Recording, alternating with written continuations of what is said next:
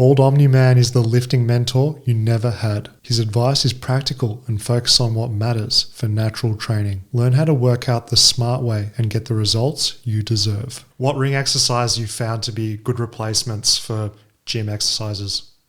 Oh man, some people are going to be a little upset just because, to an extent, I've popularized Larson press, bench pressing without leg drive.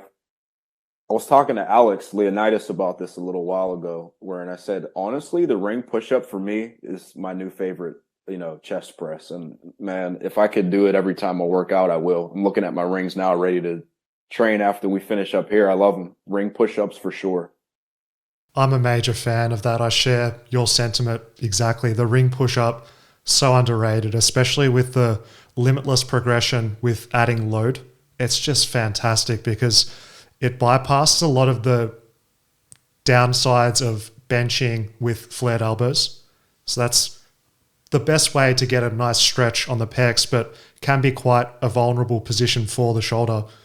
But you compare a barbell bench press flared like a guillotine style compared to a ring push-up like that, you've just got so many more degrees of freedom, and it's just lovely. You get all those benefits of the scapular movement through range. It's a very holistic movement. I'm glad you're on board with that.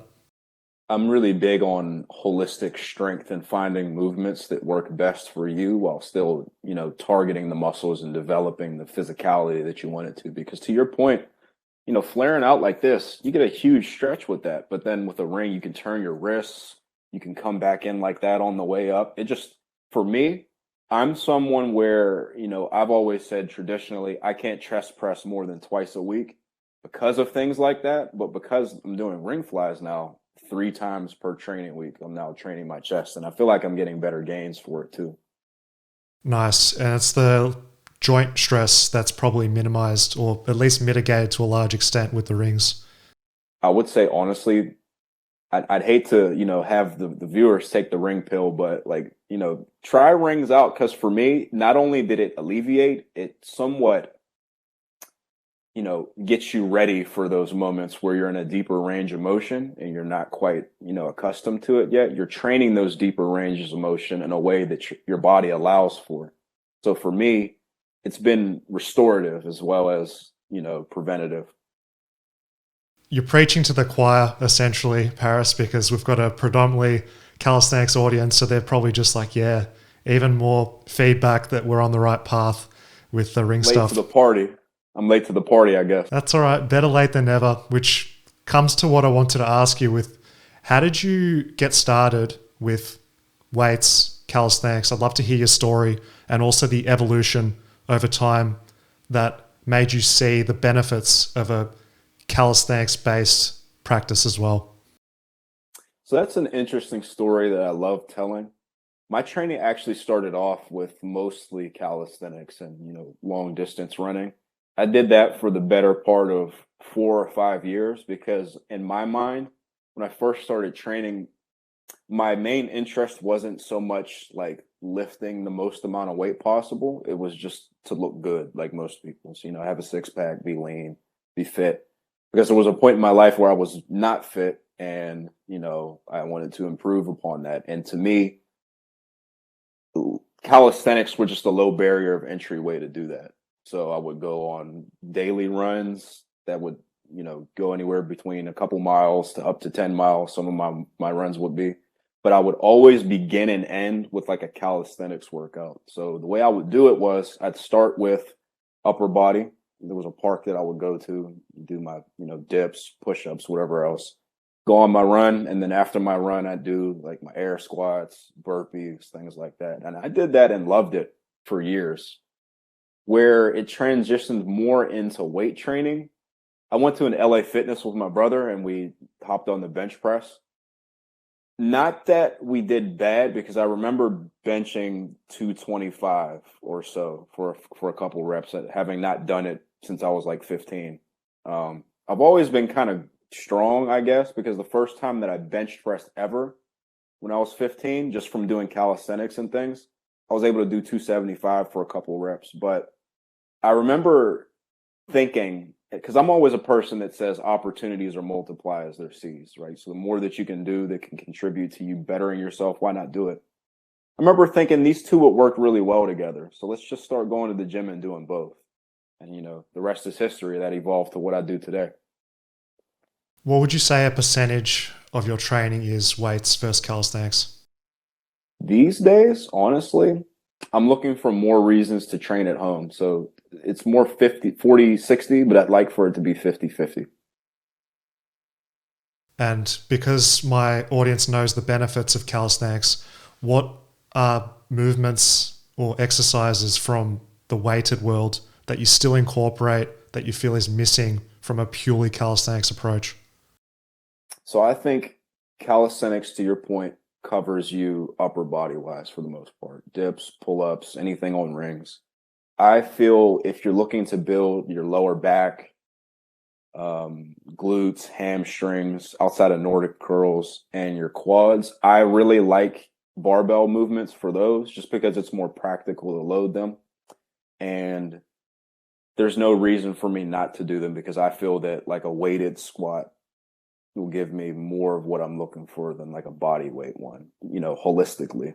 But upper body wise, minimally loading an exercise like a ring dip or a ring push up and really focusing on tempo and cadence and rep quality.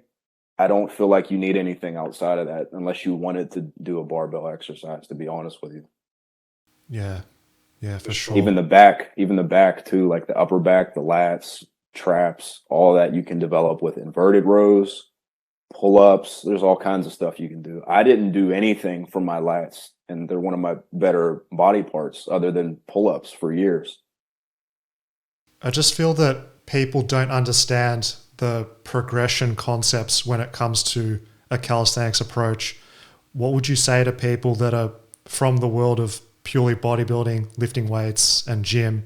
How can they successfully do calisthenics long term and keep progressing?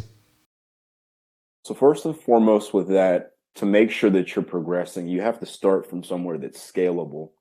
I feel just observationally from looking at people that can't really do push ups or pull ups that they start with something that they can't do. And then they decide, okay, I can only do like 2 or 3 reps. This doesn't work for me. There's always some kind of regression. So just to qualify what I'm about to say with saying start with what you need to. If it's like an assisted push up or assisted pull up, so be it. But to add proper progression to it, I feel that you should be open to observing your rep quality, making sure that you're not skipping eccentrics, concentrics, and to scale it to be harder, elongating those things, especially the eccentric, and then, doing your due diligence in terms of research. Okay, how can I change the leverage on a push up to make it harder? How can I change the leverage on a pull up to be harder? Like an archer pull up, even, say you can do 20 pull ups, do some archer pull ups, start lightly weighting them. And, if you want to keep them in a higher rep range, do that. There's a lot of things that you can do. So I feel as though, like I said, if you start with somewhere that is scalable, it's self-evident how to progress it from there. But I think a lot of people start from a place that's too hard. Yeah, and also the awareness of exercise execution is a bit different for weights versus calisthenics in terms of its simplicity. So with weights, if you keep everything else equal, you can increase the weight, increase the challenge. But as you said there with calisthenics, if you're doing it the purely bodyweight approach, you have to be extra mindful of those parameters, range of motion, tempo, leverage. And it's fascinating because you have to force yourself to embrace the difficult. Like you have to knowingly make it harder every single time. Whereas with weights, I'm not saying it's easy, but it's a bit more simple in the respect that increase the weight, everything the same, challenge rises. Whereas with the bodyweight stuff, you could do 15 reps of a push-up one week, and then you do 15 reps the next week with a really slow eccentric, pause at the bottom every rep. It's like night and day different. So that's the mindset I always try and teach people that are new to this stuff. Mindfulness, I guess, would be what to keep in mind with body weight movements. If you're looking to keep it purely to just your body weight, mindfulness with everything. Because to your point, I could do, I can just, to keep myself accountable because I'm not a perfect person. I remember a few weeks ago, I did, I think, however many reps of ring push-ups. And in my mind, because I train with weights and, I know by the books, you add load, you add reps, whatever, you'll progressively overload.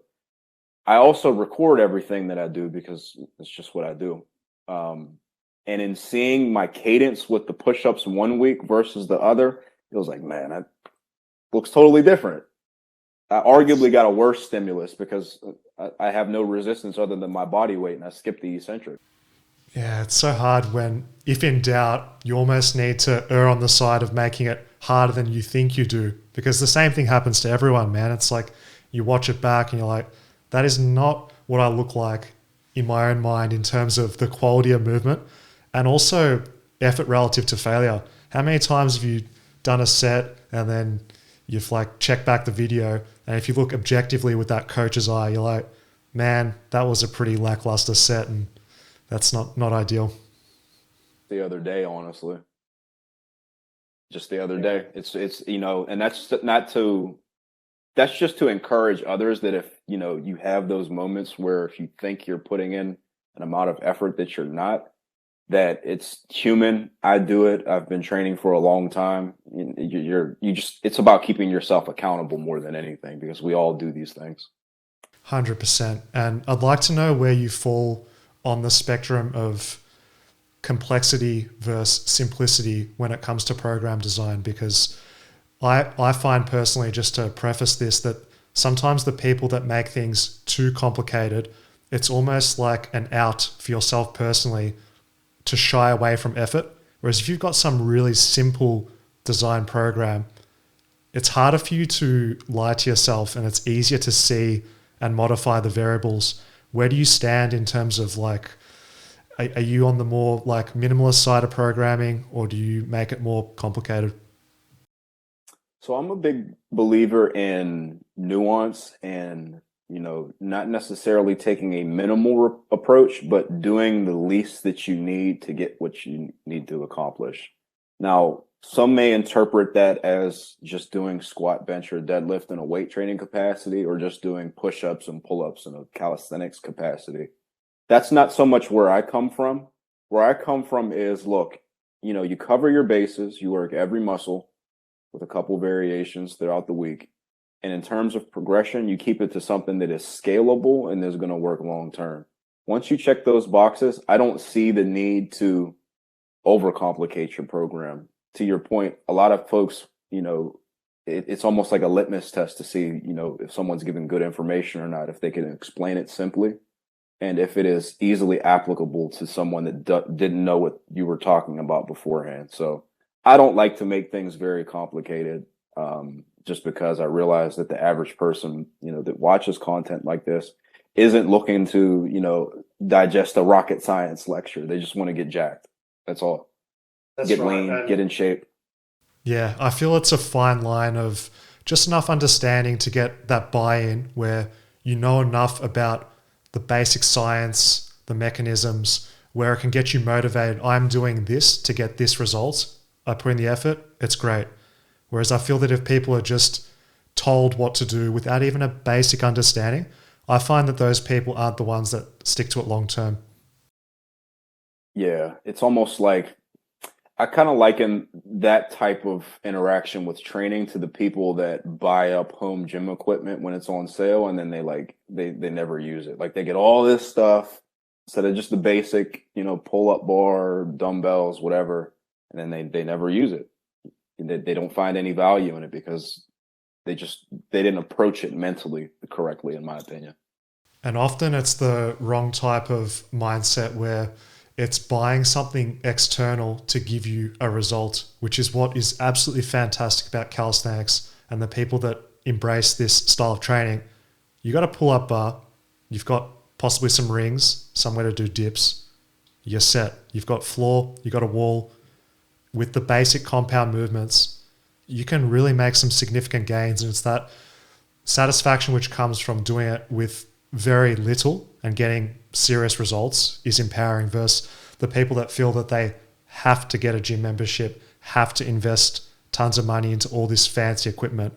It's just not necessary for people to achieve the results that they probably want in their own mind. And as someone, that's a great point that you raised. It's not necessary for most people. I can just, in intellectual honesty's sake, as someone that really likes barbell training, that if someone just wanted to get a six pack for the first time, to be cut up and look strong and big, you don't really need anything but calisthenics, because I did that for years and I've always had for as long as I was training anyway, had a good physique. And another good point that you made is buying things or buying into things with the hope that they will give you the results that you're looking for. Not to stray too much away from what we were talking about, but it could just be as simple as, I'm going to buy a bunch of plates and, hopefully that can give me a 600, 700 pound deadlift because I bought a bunch of weights, and then you never put in the work required to. Whereas I've never met someone that was really committed to doing calisthenics and did it long term that wasn't jacked. I've never met someone that was into calisthenics, did their pull-ups, their push-ups, their burpees, and they didn't at least have a jacked upper body and that they were lean. Whereas I know many people that lift weights and they don't even look like they lift. Yeah, there's a multitude of reasons, but what you said at the start of our chat regarding barrier to entry and accessibility is huge. You get people that see on the internet and maybe get inspired at a young age to start exercising. Maybe they watch some anime, usually Dragon Ball Z is the standard way to get into some calisthenics, seeing Goku doing some crazy stuff. I know that's gave me some inspiration. And you don't need any. Yours as well? Nice. Yeah, it's just like you don't need to be a certain age to go to the gym. You can just do it in your bedroom. You can go to a park. It's that aspect.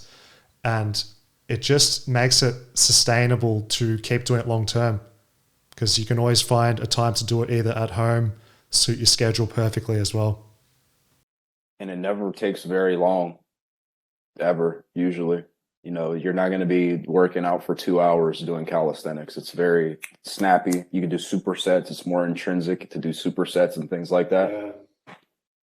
And because you don't have to wait on anybody on a machine or anything like that, you're saving time in that regard as well.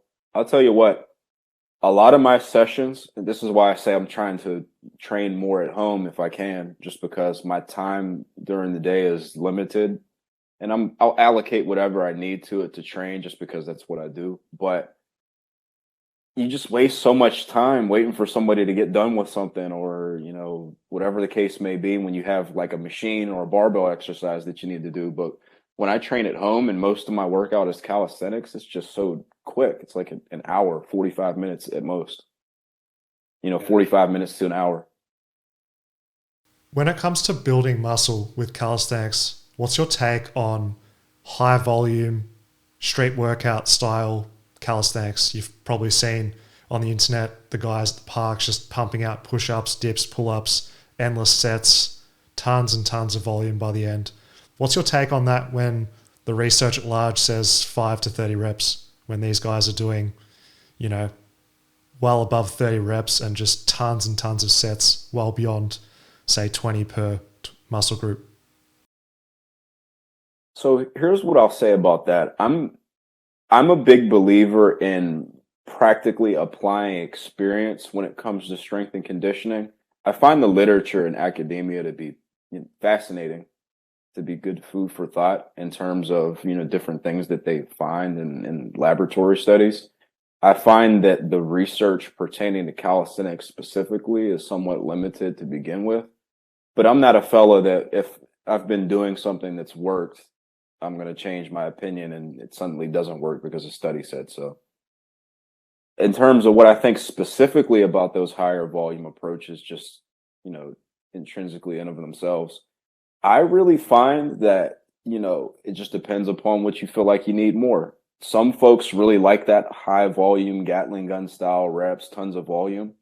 But also, I've seen very strong folks in the calisthenic world say, focus on your tempos and your pauses and things like that. So I think it could go either way. I enjoy both,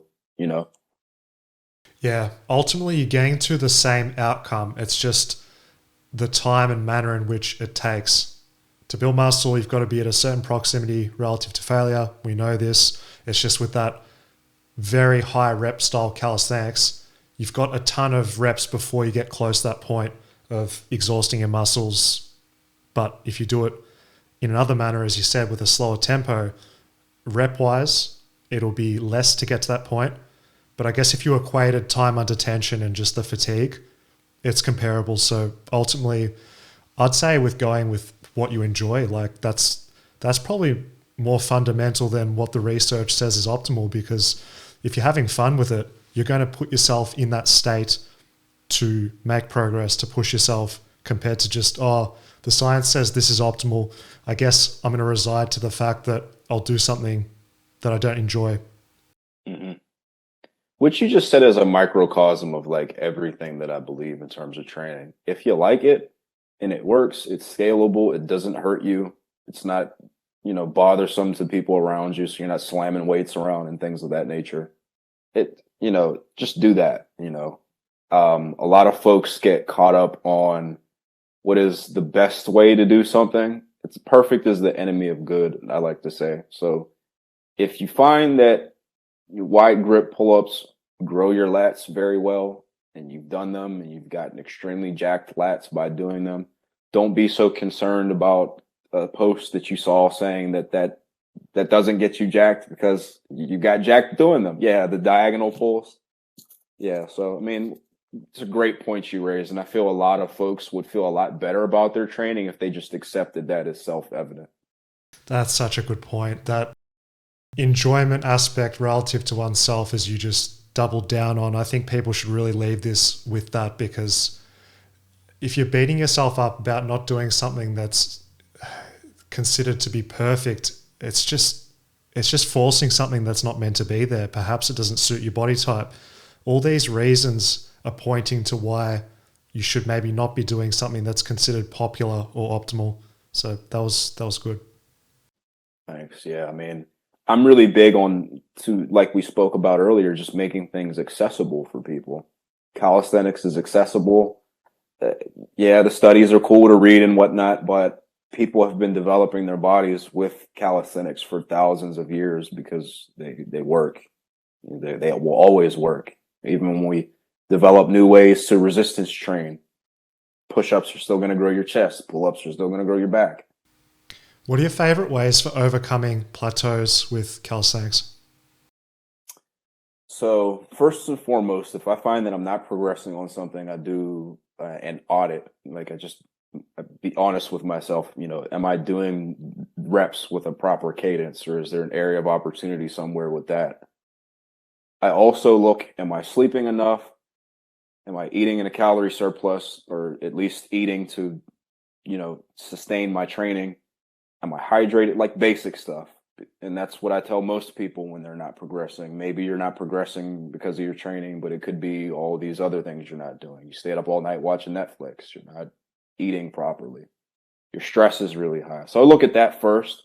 But then if I check off all the basic boxes, and they check off all the basic boxes, look at the rep quality, and then after that, I may look into a variation of the movement that I'm training. So if I'm training wide grip pull-ups, I find that I reach a pinnacle with those for now. I may switch to like a neutral grip or a chin up or something like that, or an inverted row, maybe even going from vertical to horizontal, and then using those.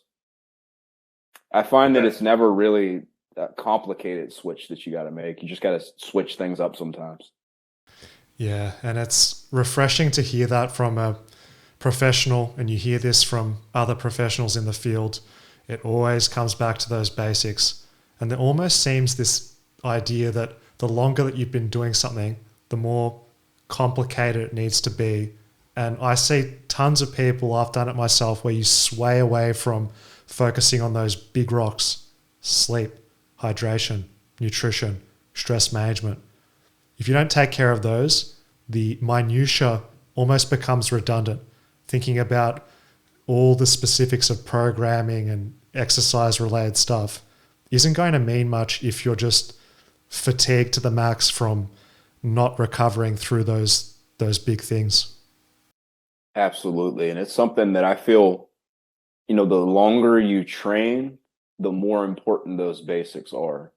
So the amount of damage that you or I could do to our body with a workout because of how developed we are is so much larger than it was when we first started. So wherein, full disclosure, when I go on my runs and whatever when I was younger and train, I would stay up all night and do things young people do. Now, if I do that, I'm like, I'm feeling it, and I could hurt myself. I could injure myself potentially if I'm not eating enough, if I'm not sleeping enough. So it just becomes more important. The basics they're immutable. They'll never not be important. Fantastic tidbit there for more advanced people where they hit plateaus and they think that they need to make some drastic changes. But that point that you raised there isn't common knowledge enough. And that's just the fatigability as you become more advanced. Per exercise session, if you're doing more total volume in your session, you've got more muscle mass. It's just not highlighted enough how fatiguing that is and how important it is to be on top of that recovery and mindful that progression will be slower and plateaus are inevitable. And it's because you can do so much damage with individual sets that a lot of rep quality becomes more important, because where if you're using sloppy form and you can't really lift that much, yeah, that's not good. But if you're really strong and you're flinging around on a barbell exercise even a lot of weight, and you're in a position that isn't good and you snap something up, well, you're so much more prone to it because you're stronger. And that's not to say that if you get a little sloppy with your form sometimes that's bad, but just to say that the things that you pay attention to and build you up when you're developmentally not far along become so much more important when you're stronger, or when you're more jacked, whatever the case may be. You've spoke about this topic in one of your previous videos, which I thought was fantastic. And it's people often progress with weight or worsening technique, thinking that they're progressively overloading. Can you elaborate on why that might be a limited approach to trying to force progress? That's extremely limited. I'm just gonna, break it down as a strength enjoyer, because, I really like looking good, but I also like lifting a lot of weight. Someone that likes lifting a lot of weight, their end goal and their reason for training is to put pounds on the bar or to do more pull-ups or whatever the case may be. So they're going to do that whenever they can at the expense of form. Complete progressive overload for hypertrophy includes adding weight when you need to do that to keep your sets challenging. But it starts with first and immutably making sure that your reps stay a certain quality or within a certain, you're not going too far in one direction of sloppy or overly constricting yourself. Then you add sets, or then you add reps, and then you add sets. Then once you can, you've reached a threshold of reps and sets that you're doing, then you add weight. And then you just follow that same progression. It always goes reps, sets, weight. It doesn't just go weight, because if we could just add weight, you've heard this 1,000 times, we'd all be bench pressing 1,000 pounds. We'd all be doing 1,000,000 pull-ups, 1,000,000 dips. It just doesn't work like that. So you have to follow it in its due diligence. Yeah, it can be easy to be caught up in just chasing the numbers, so to speak, but a constant that is ever present with people that stay in this for the long term, build tremendous strength, crazy physiques, is that they're aware that there needs to be certain standards that maintain with your form. And particularly if you're biasing more aesthetic development, you have to actively make it as hard as possible. And by increasing the load with worsening technique, it's somewhat offsetting the intensity. So this is really something to be mindful of. It's just having those parameters in mind for yourself, making it difficult and progressing within the constraints regarding technique that you've laid out for yourself. Having that as a constant is important. Absolutely. And because some people will listen to, you have to be mindful of your technique. It's not that you have to be like a 10-second eccentric with your exercises. It's just mindfully make sure that there's an eccentric, make sure that you can feel it every rep. I know for the, people that overcomplicate things, they receive a whole bunch of information. They're going to think like, hey, you have to do a 10-second eccentric. It's just give yourself a little leeway. Don't go too far in one direction or the other. Don't, if, because I'm sloppy with my reps sometimes too. If you do that, just keep yourself accountable and then don't do it the next set or the next time that you train. Yeah, for sure. It's just the extremes you're avoiding and using common sense. I mean, at the end of the day, we can just summarize this podcast with some common sense, sustainable approach. You know what technique looks good. If you see someone just bouncing their reps, swinging around, using momentum, you know objectively that that's probably not ideal. And the biggest takeaway for people is just training within your means with a load exercise that meets you where you're at. And we all know this, right? It's like you got to choose it at a point which is challenging for you, not in comparison to where you might have been when you're at your peak, where someone else is doing that type of training where you're trying to prove to yourself that you're the king at this certain point when it might not be relevant isn't ideal. It's just being sensible, doing an intensity that suits your level. And you go so much farther when you take things from a sustainability approach. Slow is smooth and smooth is fast. Yeah, for sure. And it's the accruement of days, weeks, months, years. One good workout won't change you. One bad workout won't change you. A week won't.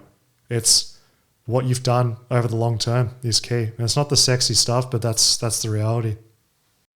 It's interesting because I watched a More Plates, More Dates video recently where it talked about how, when you reach a good level in terms of, knowledge with your training, the stuff we say is all pretty similar regardless of, our discipline of choice. We're all going to tell people, the basics are important. Pay attention to your form. Be sustainable with your progressive overload. Like this is just reassuring anybody that feels like there's some complicated answer to this. And there's different methods that you can take, but methods are many and principles are few, and the principles are always the same. Well said. Good summary of that section there, Paris. Appreciate you. When it comes to paralysis by analysis, this is something that people always get overwhelmed by. When it comes to going beyond the basics, so choosing accessory exercises, any strategies for people to avoid getting overwhelmed when deciding what to do? So that's a great question. And even in making something more complex, I still like to deliver it in a simple, digestible way. That's what I do, actually. I like putting out more complicated concepts for beginner level lifters so that they can incorporate them into their training. And incorporating accessory lifts is so key because you can't just do one type of exercise. You got to incorporate an accessory just to get the volume that you need. So I really like using a pyramid system or like a tiering system, wherein the bottom of your base is just like whatever motion you care about the most. So for a calisthenics fella, it may be like a ring turned out ring push up or ring turned out ring dip. Let's just say with an accessory for the ring turned out dip that you are looking to just train your chest more. Well, it's going to be a ring push up. There is a million different exercises you could pick to work your chest. You really just want to pick one that does what it's supposed to do and just do it, And when you find that you need to switch to a different one, because you will have to switch to a different one, switch to a different one. That's all. You don't have to worry about necessarily picking the best exercise for you.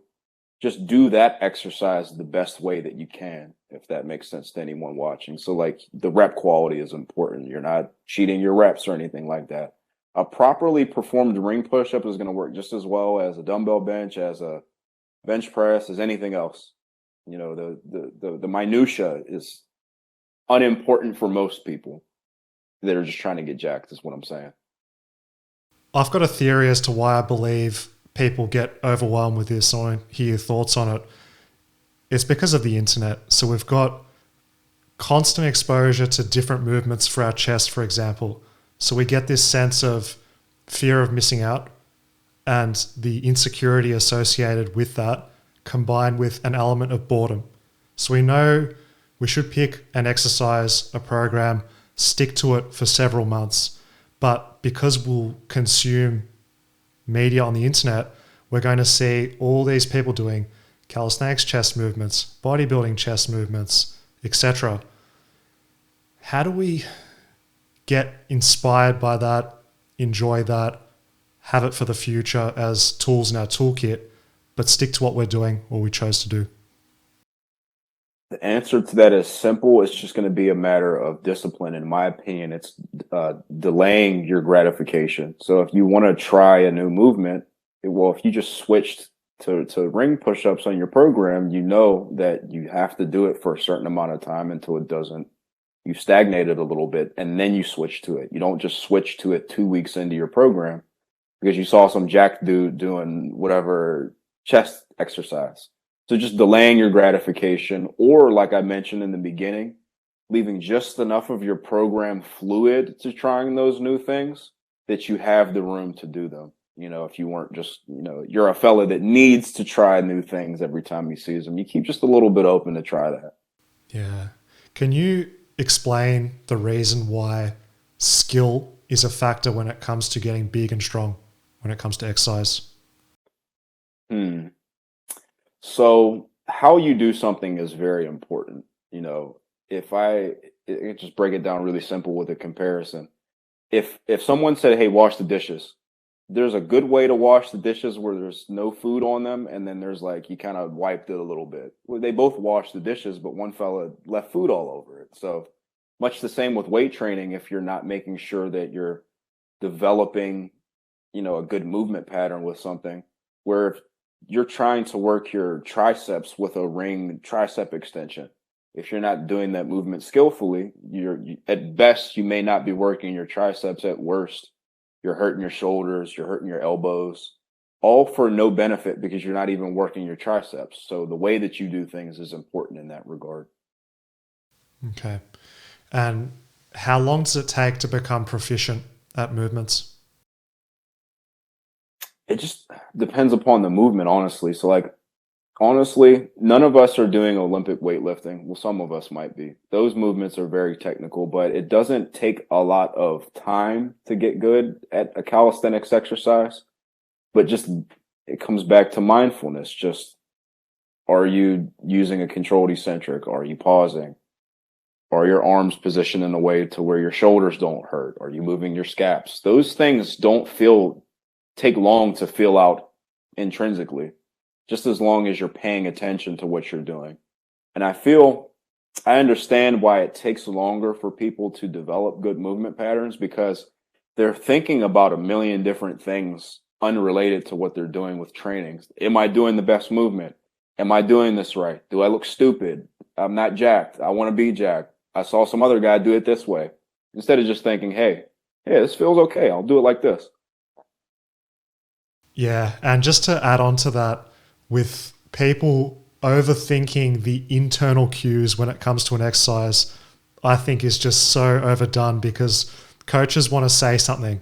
They want to give an input, but then it tends on like overwhelming people with the amount of things they've got to focus on. I need to do this with my shoulder angle, my scapula has to do this, my core has to be locked in, what should my legs be doing?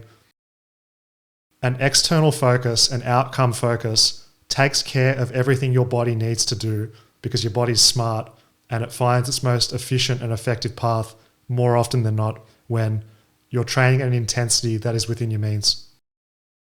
Absolutely. And you can even observe that in day-to-day life. If somebody throws something at you, you flinch. It's not that you have bad reactions. You have those reactions. You just have to be put in the right situation to express them. Much the same with training. Your body, when you're struggling against the heavy weight, will find a way to lift that weight or put your body in a position best to do that if you expose yourself to it. We have supercomputers for brains, but it's not rocket science, is what I'm saying. Yeah. Today's sponsor for the show is Fitness FAQs. Use the coupon code podcast10 to save 10% at checkout when shopping on fitnessfaqs.com. Enjoy the discount and let's get back to the conversation. So we understand that we have to stick to something for some time to get the most from our body. What are the signs and symptoms that will show up indicating that we should change our program? I like to keep it pretty simple. It all starts and ends with the progression scheme that you're using. So if you're following complete progressive overload that we talked about earlier, so starting with the reps, increasing in reps, sets, and then weight, if you find that you're no longer able to add reps to something and you're taking care of your basics and you've had a prolonged period of time where, you've added, you know, 12 reps and however many pounds to something, then you can start to look at, okay, I'm not really making progress anymore. And certain things like my elbows or my shoulders are starting to ache a little bit while I'm doing this, and I'm doing it right. And that's not why it aches. So maybe I try something else and work it from a little bit different of an angle, progress on that, and then come back to it. A lot of people have a fear that if they stop doing something, that when they come back to it, they'll be worse at it. But provided that you're progressing and using all the same muscles on a similar exercise, doesn't even really have to be similar. It could be you can go from doing pull-ups to chin-ups or pull-ups to inverted rows, provided that your intensity is there. You're progressing the right way. When you come back to it, you're going to be primed to progress in it again. This is the truth of it. You're not going to be worse at it. I'm glad you highlighted that because I see so many people just continuing to add more and more and more to their program. And obviously with increased quantity, there's a sliding scale with quality in terms of effort. And inevitably you see people that are too afraid to let things go or substitute run into issues in some way. So I'm just really glad that you mentioned that as something for people to take away, that they're not going to lose out if they substitute. It makes sense from a biomechanical, physiological perspective as well. Similar movement pattern, similar muscles. You're not going to deflate if the effort is there, as you said. Always, always. And the effort has to be there with the new movement. So as excited as you are about doing your favorite movement, you got to have that same level of intensity and intention with the movement that you're doing in the meantime so that you can go back to doing the one that you were doing before. Can you please explain what a productive level of effort or intensity looks like? Certainly. So for a lot of people, you see it all the time. I know it from just training people in person, that if you just tell someone do something until you're 2 reps in reserve, they'll have like 50 reps in reserve because they're just going to stop when it burns a little bit. I think that it starts with knowing what true, muscular failure feels like and looks like. So it's just literally doing like a set of push-ups to failure. And a lot of people don't really have that issue with upper body stuff I've found, but for lower body stuff like squats, there's always one more, right? Like there's always one more rep you can do on a lower, especially like a squat, for example. Taking it to that uncomfortable point where you're breathing real hard, the reps are moving real slow, and you're not sure if you can get another one, but knowing that you have a safe setup and that you can try to do another one, and then you end up getting 8 more. A few good points you mentioned there is testing failure on safer movements is ideal. Going to absolute failure on a squat versus a leg press is just completely different ball game in terms of the risk to your body. So I agree with you on that side of things. But a good takeaway for people as they get more in tune with their body is just assessing rep speed. If your reps speed looks the same as it did at the start of a set compared to an end, or it's only slowed down slightly on one rep, that's not a good sign. So looking for that on a moderate rep range is such a good indicator of your effort and exertion. And I think that's a good barometer for overall effort, as you said, because then you'll be more in tune with what you're doing day to day with your workouts. And you'll have an ability to really push the envelope through things like myo reps, rest pause is really popular with bodybuilding. I feel that teaches people how to get closer to their limits, so to speak. It's a good exercise in grit, those things that you mentioned, just developing not only physical toughness, but mental toughness. I like to compare a lot of things, not that training is like, this overly important thing, but it is a way that you can start developing certain habits that you can apply to other things. So if you're the type of fella that is going to stop squatting just because it hurts, you could possibly translate that lack of dedication and intent to, something work related or business related or whatever. I think that you can develop character very easily with training, I guess is what I'm saying. That, again, not to say that it's some philosophical thing, but it's something that we can all do to improve ourselves in that regard. Nothing's going to get you tougher or easier than like a set of squats to failure that you didn't feel like you did after rep 10. You thought you were done, but you did 25, right? 100%. And I feel everyone can relate to this feeling after they've done a session and they've tackled the remainder of their day. You just feel like you've got this extra edge compared to the days where you're not active. Maybe it's a rest day, maybe you've taken a week off training or something. You just feel a little bit more hesitant. You don't have that affirmation to yourself that I've just done this brutal leg workout. Someone disagrees with me in real life or they're a bit jaded or whatever. It's just like, yeah, that's cool. I've put myself through this. It's like you can have that introspection through training. I think that's true. A lot of people feel that. Absolutely. Absolutely. I find for me, to your point, training is a good way to level set and recenter and anchor yourself and just be a calm individual. I find that training is an opportunity to be present with yourself. That's what I really enjoy with it. One of the things I most enjoy with it is just being present with yourself. I like that you've ended this topic with that element about being calm, because people hear these terms failure, intensity, effort. On the surface level, that probably imagines someone getting overly amped up, white knuckle, just raring to go. But you see the most focused, disciplined people that are putting in effort. It doesn't look like that on the outside. It's a very restrained way of having intensity. Is that what you mean by that level of calmness? Yeah. I mean, it should all end with balance, recentering yourself. Like the Tom Platz videos are fun to watch and everything like that. But on the day to day, you don't need to express that level of intent to put in intensity. It's just effort at the end of it. I imagine you'd be a hard individual to be around in your personal life if you approached your sets like Dorian Yates in Blood and Guts and you're just like, dude, we're just at an office meeting. Could you just relax a bit? I mean, it's fun to watch, don't get me wrong, but I couldn't, I couldn't do that. No, for sure. For sure. There's a concept in fitness called work capacity. Can you define what that is and how we can go about improving work capacity? So work capacity is just like it sounds like for anyone that wants to develop more stamina and ability to, perform reps and sets without tiring yourself out or be able to do more before you tire out.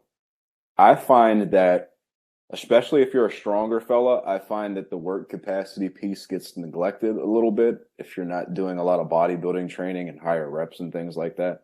A real easy thing to do is just to add, with conditioning, I like to keep it simple just to, qualify what I'm about to say. But you could add a little bit of body weight conditioning to your program. So I like every minute on the minute, you do 7 burpees, 10 push-ups, a couple pull-ups, whatever. You can do interval training, air squats. There's something in the military called leg blasters. Anyone that was in the military will tell you about it. But it's like you do 20 air squats, then 20 half squats, then 20 lunges on one leg and then the other leg, and then burpees or something. It's just you do things that are low impact, that are safe, that you do a lot of reps of, that'll get you tired quickly. And then you just progress in that over time. So where if you were doing 30 seconds on, 30 seconds off intervals for up to 5 minutes, you progress that up to 10 minutes. And you're going to find that when you do like a barbell exercise or something like that, you're not tired the way you were before you did it. Can you do that with movements that are more general in nature, like just cardio on a bike, for example? Because I'm going to be responding to this as someone that's doing calisthenics, lifting weights for the lower body. They'd be thinking, oh, I just trained upper body the other day. I don't really want to be doing push-ups and squats and stuff. Is that a necessity for work capacity, or can it be more non-specific work? Oh yeah, it can be really anything that you can do that's low impact that'll get you tired. So I really like skipping rope, the elliptical, the treadmill, maybe dragging a sled. I really like for a fella that finds, especially that they're wiped out after a weight training session, that picking, a type of conditioning that is also restorative, it kills two birds with one stone. So if you go to a commercial gym, you all see the stationary bikes that people use. You do that, you just did a squat workout, after a certain amount of time squatting, everybody's going to have a little knee pain or knee stiffness or whatever the case may be. And pedaling, you're essentially, going through the knee extension and knee flexion that you go in when you squat, except for it's not even 100th of the weight. You can do thousands of reps. It's going to be, pushing all sorts of blood into your knee. It's going to make your knees feel better. It's going to aid in your recovery because you're pushing blood through your muscles. And because you're doing it with intervals or however you're doing in a conditioning capacity, you're also increasing your work capacity as well. So it's like a two birds with one stone kind of thing. I like to, for a fella that says things like, "Oh man, I just train. I don't want to do freaking push-ups." Get on the stationary bike. It always good. It's always good. And a sign that work capacity might need some work is if you're being limited on resistance training exercises by your cardiovascular system. Mm-hmm. So you're doing a set of, I don't know, moderate rep lunges. You're getting, you could do more with your lower body muscles, but literally you're just so gassed that your form just goes to garbage. Those are signs that just adding these pieces of work capacity can really help you with your ability to tolerate the session. But then, as you mentioned, just your recovery after the session in terms of just a more efficient cardiovascular system to flush out byproducts, etc.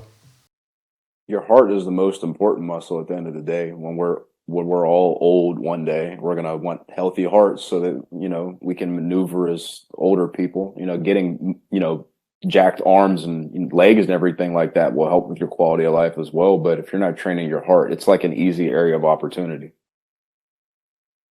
Just want to expand on earlier, we spoke about not all exercises are optimal or even created equal because we're all built different, right? We've got different limb lengths, muscle insertions, leverages, etc.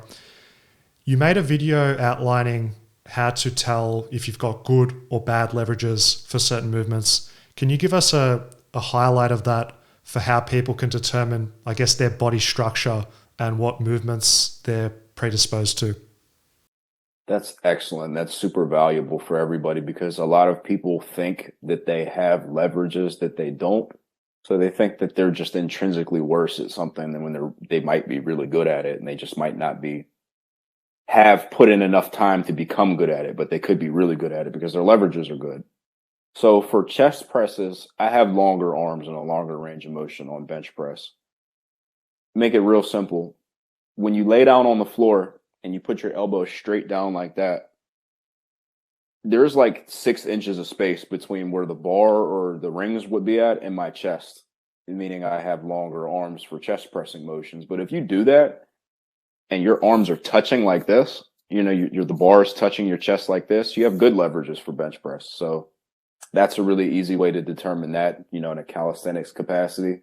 Same thing would apply, for a pull-up. You look at where your elbow angle is at relative to the lockout. If it's deeper, you have worse leverages. If it's more parallel, you have better leverages. Okay, so mimicking the movements that you're considering putting in your program, and that'll help you determine what, I guess, expectations you've got or variations which might be necessary. So it could be like on a deadlift, your limb length could affect whether you're more conventional sumo or the stance width. Absolutely. It infers not only, what you're good at, but what you need to do to become good if it's not something that comes easy to you because your leverages are on the worst side. I don't look at leverages as being bad, more so just as rules that you need to follow to become good. So a fella, that's a weightlifter that has a really beautiful looking squat that could sit down into a full squat since he was a baby. is going to have different leverages from someone like myself, where I have a lot of hip extension when I squat.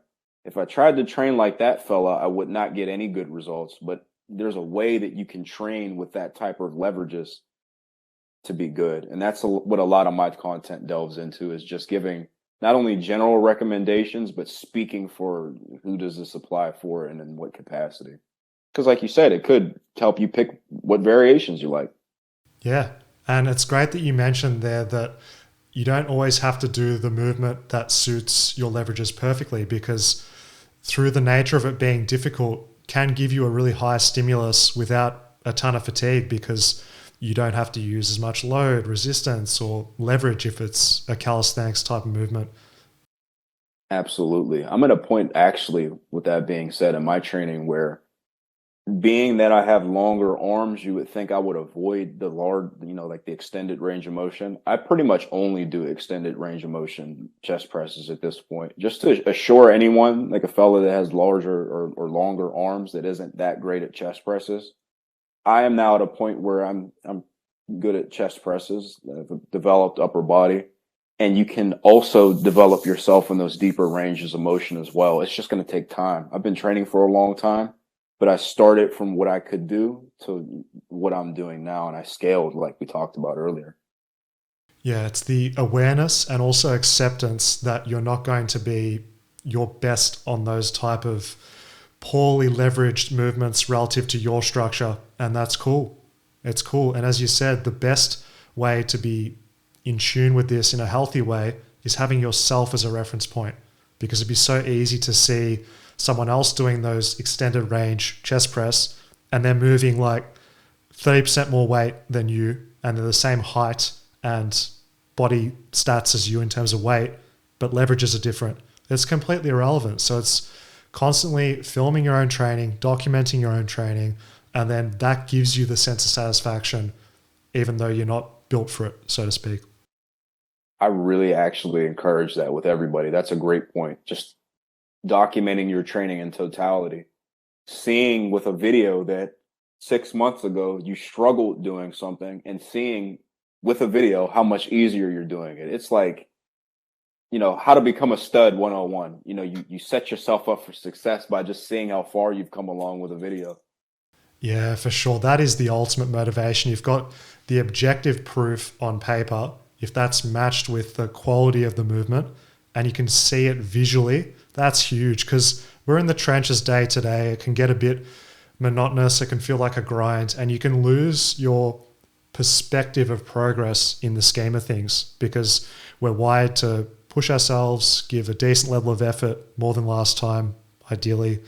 But then you look back, like you said, ages ago, and you're like a completely different person. It just blows your mind. Even to this day, I could scroll down on Instagram a year ago. I'm like, man, I'll do this way easier now. Yeah, that's the ultimate there. And it's extremely motivating for other people too, because just seeing the end result is great. Like everyone can admire someone that's strong or looks big. But then when you match that up with the history over time, that's crazy, because I think a lot of people will see, those that are serious like ourselves, they'll think, genetics, which plays a part. I'm not going to say it doesn't play a part, but they don't see that progression from you when you first started.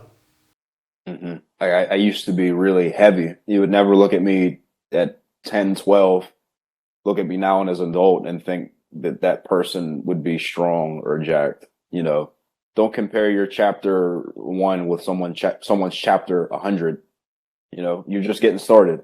Are you better than you were yesterday? If the answer is yes, and you're putting your best foot forward and you're doing everything you need to do, a year from now, 2 years from now, you're going to be unrecognizably jacked compared to what you were. Yeah, great. And it just gives you mental bandwidth to focus on what matters most, which is that process-driven fulfillment, like getting in there each day and just being, as woo as it sounds, just grateful to be having a healthy, functioning body that you can progress and adapt over time. It's completely in your control. That's the best way to enjoy every moment of this journey.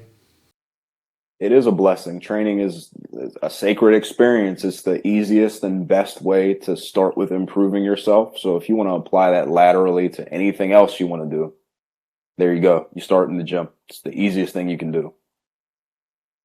Now, to make sure that we can keep doing this long term, do you have any advice for people to avoid injury or at least mitigate their chance of getting an injury?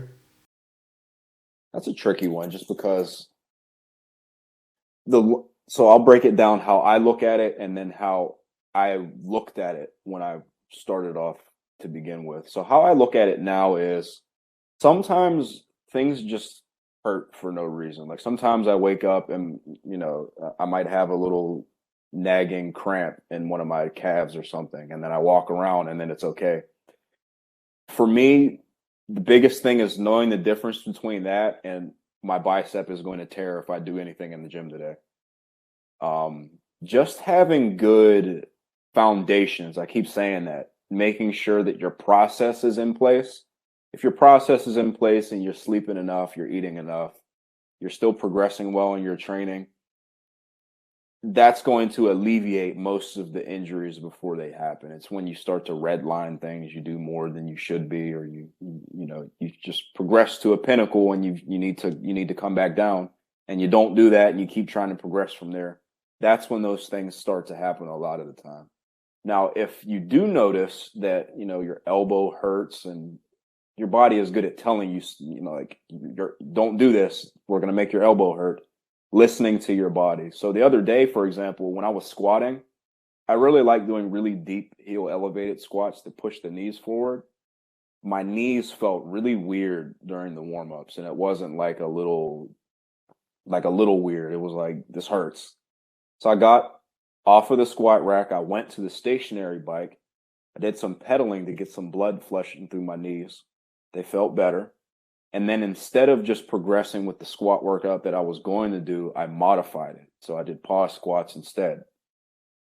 And then my knees felt great afterwards. And I felt like I did something. I hit a pause squat PR that day. Nice. Yeah, it's that ability to have awareness of how you're feeling. And through warm-ups, it really does give you the best and most accurate assessment of how you feel, because waking up or going about your day before your session isn't the best indicator of how you're going to perform. We can all relate to this. You're feeling fresh, but then you get in the gym or the park and then your performance is just terrible. Or you have those days where you wake up, you're sore, you don't want to go, you're feeling a little bit slow. You start your workout and it's just as good as ever, if not hitting personal best. So firstly, you need to have that awareness that it's not always what it seems prior to the session. But then as you're warming up, that is a great assessment for you to listen to your body, so to speak. And that is the separating factor. People that get those injuries that are quite significant in the moment, acute trauma of like a bicep tear, a pec tear, you hear a similar sentiment, and it's always, I felt a little bit off. I felt like it was a bit of like a localized stretch. It was a bit of discomfort, but I kept going. So in your case, we can't predict the future, what would have happened in that workout with your knee, but you adapting, modifying the load, changing the exercise slightly to make it conducive, definitely guaranteed that you were in a better position not to be injured. Absolutely. That was all a beautiful way of putting that. And I think where one of our, most valuable assets as content creators is that someone listening to us that has never been injured before, because I've had numerous injuries, and that's why I know not to do that, not to, squat like how I intended to originally when my knees are hurting and forcing it. I've injured myself in the past doing that. I think the most valuable thing that as a viewer that they could get from us is that they could take from our experiences, see where we're at now, and then be able to say, hey, if my knee's feeling a little funky in the future, I'm just going to warm it up a little bit more and modify my workout and do something that doesn't hurt instead of forcing it. And then I'll just try again next time. And that doesn't prevent me from making any long-term progress, because what I did was still productive, because I still did something challenging. Yeah, there's this concept where people get overly hesitant or conservative when they have niggles as well. And Just my background, I'm a physiotherapist, Paris. So with us, you tend to get people making recommendations, other clinicians or experts that aren't fully aware of the person's situation. And often blanket statements like resting or just taking it a lot easier, avoiding the movement completely, is said to be extremely conservative, but often that makes people weaker and less robust than they have to be. And it's just modifying the amount that you do is key. Even if you're feeling, like you said, that slight niggle, it's not like you just go and do absolutely nothing. You can still do something, some type of modification of the movement, because that's the best thing that you can do to help with that healing process instead of just completely avoiding things. We need to build that tolerance. Motion is lotion, and slow gravy is better than no gravy. Take what you got for that day. That's right. Facts right there. Long term, how do we avoid like a loss of motivation and burnout? Hmm. Keep an element of your training fluid, like we talked about in the intro. So be open to trying new things. And when you try new things, you're going to find new things that you're really excited about. And then you'll have new goals with those movements. Um, being in love with following a good process so that you're focused on executing that well. Because I'll tell you what, there are movements that I really like that when I'm not feeling good that day, I don't feel like doing them regardless of how much, I liked doing them the weeks before that. I'm not motivated to do them because I just don't feel like doing it at all. But I'm really in love with going to the gym, making progress if I can, trying hard, centering myself in the gym. That really is what the most valuable thing is that you can do in terms of keeping motivation high. Being in love with the disciplinary aspect of it, at least for me. I mean, I can't speak for someone else. If you're someone that really likes, the fluidity of training and trying different things, like I said, just keep most of your plan set in stone, but just have one or two things that you keep open that you try different things on. And it could be like a set or two to see if you like the way it feels. If you like the way it feels, you could use it later. That's a great point about just the very act of doing what you set out to do, almost regardless of the outcome or the extent of it, because you'll have days or weeks where you're not progressing. It doesn't feel great. Then you'll have sessions where you feel amazing. Your body feels like cream and butter. Your joints feel great. You're stimulating the muscles, hitting records on the lifts or exercises you're doing. But if you associate and attach too much with only wanting to ever get the wins, you're setting yourself up for failure. It's synonymous with life, and you always find this equilibrium point. You're not going to be on this constant high of progress all the time. So the sooner you can accept that through what you said, I think you'll be in a much better place to enjoy the activity for what it is. The thing about ebbs and flows is that it goes like this. It has its ups and downs, but you're still higher than where you started, regardless if there's a dip right here. If you're doing the right things, you're going to keep progressing long term. You can't be one of those fellas that, in a streak of 10 wins and you have to eat one L. You're like, man, this was just worthless. Oh, it's like I had a long streak and it's just time to pull back a little bit and maybe try something a little different, or maybe not do anything differently. Maybe just rest a little bit and then get right back to it. Yeah.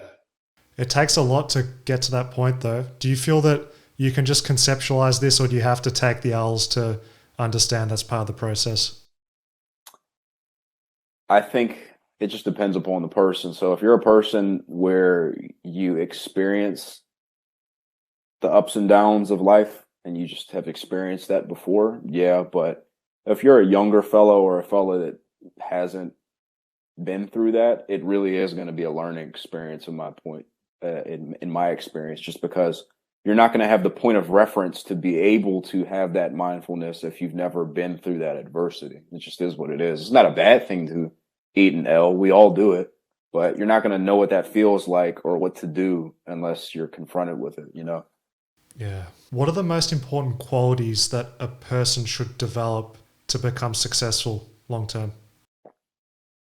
First and foremost, it starts with giving value to whatever you're trying to do or whomever you're trying to do it for. So for me, I didn't start off with all the clickbaity thumbnails and everything like that. I started with, hey, here's the Berserk Method self-coaching video.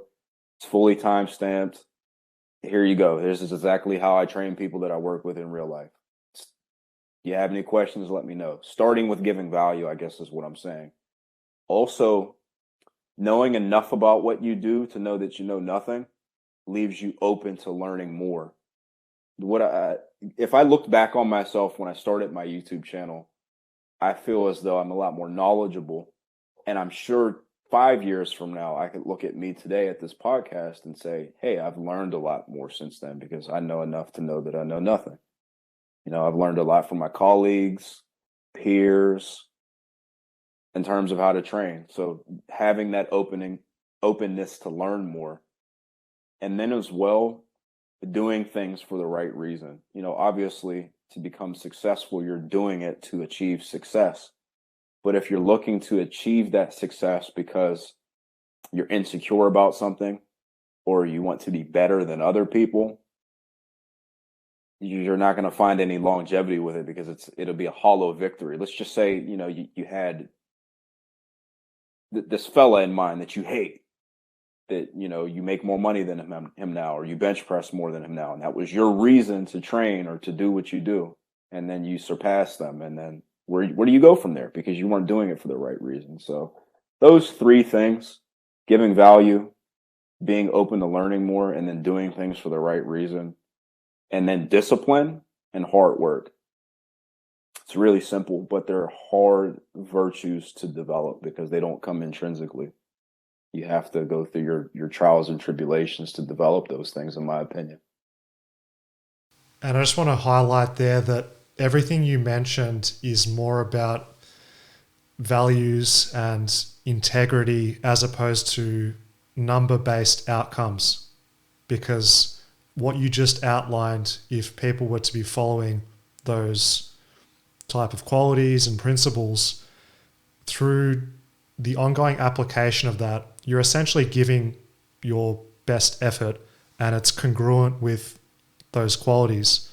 Everything that comes about associated with that is, I guess, up to outside factors. But with what you just described, that's innate to the person and how they conduct themselves, how they respond.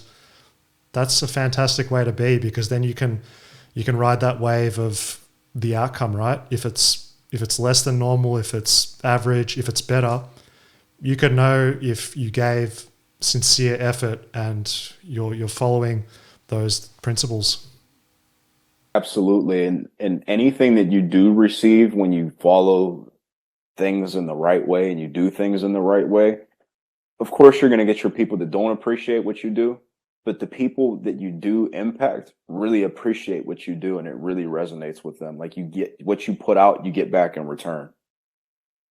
Yeah. That's, you know, just how I try to conduct myself in general, because we don't want not only to not succeed, but to receive negative feedback from what we do. So you just don't put that kind of vibe out there. No, and it's difficult if there's moments where you're at odds with that. If you know what I mean, it's like you're aware that you're doing something that's not true to your principles, values, etc., but you're trying to chase an outcome. If you get that outcome through doing things not in line with who you are, that can be a tricky situation, right? What I like to say about that is that it always ends bad. If it's not foundational, you can only pretend to be something you're not for so long before you make a mistake, and then you have to live with however you were choosing to do something. So if we could just stick it to YouTube. If you're getting engagement and likes and clicks through name dropping everybody and talking about this guy's mom and this guy natural and well, yeah, you're going to get your views because people click on things like that, but you have to be able to accept whatever negative consequences come from that, because you're doing something that you know is not right. Slightly different. I want to touch on nutrition, because I know you've got a good understanding of this world as well, and my audience is interested too. What are your thoughts on diet breaks when it comes to bulking or cutting? I find that they are necessary. Now, the frequency at which they're necessary is just dependent upon the person. I think if it's just like with training. So if you've made so much progress with your training and you're not making progress anymore, or it's harder to make progress, or the juice ain't worth the squeeze, you're going to pull back a little bit. Much the same with diet. If you've been consistently gaining or losing weight for 6 months and you're like, man, I'm really hungry, or man, I'm tired eating all this food, you just give yourself a couple days, recalibrate, and then get back on the horse. I like to keep it simple in that regard. So I'm not a real big fan of cheat weeks or like entire weeks where you're not, adhering to your diet, whether it's surplus or deficit. But a day or two is not going to, out of 365 days, a day or two of. So here's the thing: you could eat 200 or 500 more calories, or even 1,000 more calories. That is not going to register as body fat that you can see. You'll gain some fat, but you're not going to see that spread out all throughout your body. Even if you gained a pound, you're not really going to be able to tell the difference between that. Not to say to anybody like eating a 3,000 calorie surplus, but if you go lax on your diet on a Friday after 6 months of successfully dieting, you lost 50 pounds, dude, eat your slices of pizza. It's not going to impact you at the end of the day. Comes back to the theme of this conversation, which is the long-term sustainable approach. And there gets to a point, if you're dieting, whether it's a bulk or a cut, your body gets uncomfortable. You're fighting against your physiology, and these are all indicators that you need this momentary reward, if you will, or just break in order to give yourself the opportunity to come back in. It's the same with training. You're not going to be aggressively overloading indefinitely. You need deloads. You need downtime. Even weeks off. Every sport has an off season, time off, different type of exercise. Same thing when it comes to training. There needs to be that period of break. Same thing with dieting. There always has to be an ebb and flow. It's either going to be forced upon you because you're just not going to be able to progress anymore, or it's something that you can not be proactive about necessarily, because, if you've been dieting for 2 weeks, don't just devour an entire pizza because you want to. But accepting that, hey, I've been dieting for 4 months. I think before I just get out of control with my diet, I'm just going to give my body what it's asking for. Or, hey, with my training, man, I'm feeling a little tight. Been training really hard. I've put on all kinds of gains, putting a lot of weight on this exercise. I'm going to pull back for a day or two, and then we'll get back to it. Yeah. I want to get your thoughts on this quote, and I believe it suits what we've spoken about all day today in terms of effort, but then also being calculated in your approach. This quote is by Dr. Mel Siff. He's one of the pioneers in exercise science. If you Google him, he's done tons of research, books, etc. The quote is, "Any fool can create a program that is so demanding that it would virtually kill the toughest Marine or the hardiest of elite athletes. But not any fool can create a tough program that produces progress without unnecessary pain." That's beautiful. So what I really like about that is that it's easy to go overboard with anything.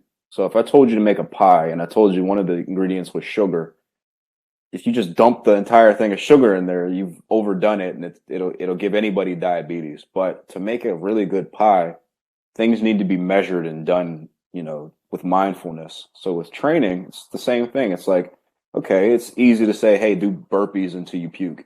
Well, that's easy. You're trying to increase your conditioning. Just do enough to get tired. Don't go to the point where you're now doing too much. And there you go. You do conditioning for 7 minutes versus doing burpees until you literally can't anymore. Same with training. You don't just bench press until you can't move the bar anymore after 20 sets. You do enough to progress week to week. It's almost like that is the new hardcore, isn't it? Because anyone can push themselves to the limit in the short term, maybe even long term, but this would come with potential injury, burnout, and a lack of sustainability. Having that sense of restraint, being more tactical with your program and your progression seems like the major takeaway from this quote. And I feel as though in general, that's kind of where the pendulum is swinging in terms of what we're accepting as, good and what people should be doing. As opposed to like we talked about with the Tom Platz videos. Those are fun to watch and everything, but it's just not sustainable to train that way. For sure. Paris, aka Bald Omni Man, that was a great conversation. Where can people find your stuff? Bald Omni Man on YouTube and Instagram. Perfect. See you, man. This was a great chat. Thanks. Thanks everyone for listening. Visit fitnessfaqs.com to master calisthenics and become a bodyweight pro.